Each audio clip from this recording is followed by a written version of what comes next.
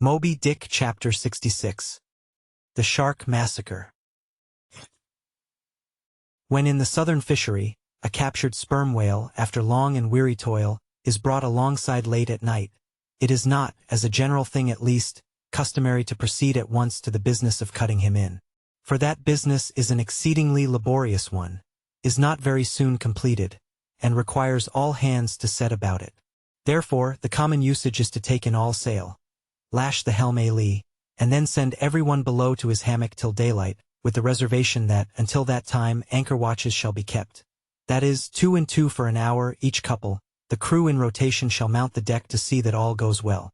But sometimes, especially upon the line in the Pacific, this plan will not answer at all, because such incalculable hosts of sharks gather round the moored carcass, that were he left so for 6 hours, say, on a stretch, little more than the skeleton would be visible by morning.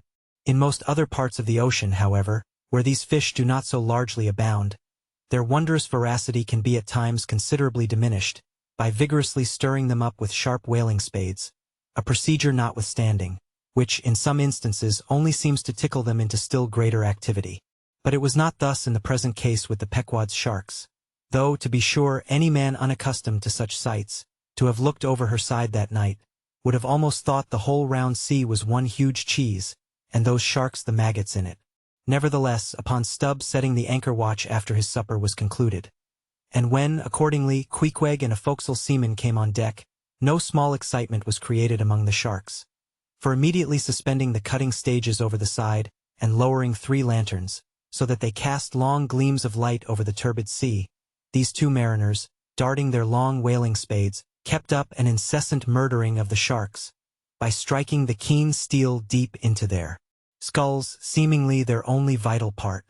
But in the foamy confusion of their mixed and struggling hosts, the marksmen could not always hit their mark, and this brought about new revelations of the incredible ferocity of the foe.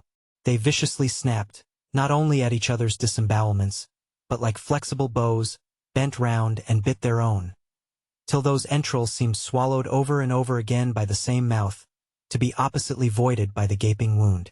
Nor was this all. It was unsafe to meddle with the corpses and ghosts of these creatures. A sort of generic or pantheistic vitality seemed to lurk in their very joints and bones, after what might be called the individual life had departed. Killed and hoisted on deck for the sake of his skin, one of these sharks almost took poor Queequeg's hand off, when he tried to shut down the dead lid of his murderous jaw.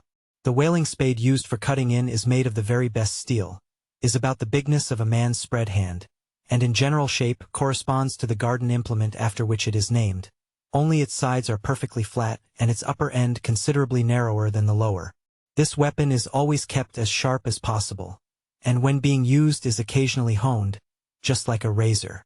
In its socket, a stiff pole from 20 to 30 feet long is inserted for a handle. "Queequeg no care what God made him shark," said the savage, agonizingly lifting his hand up and down. "Whether Fiji God or Nantucket God, but to God what made shark must be one damn Injun."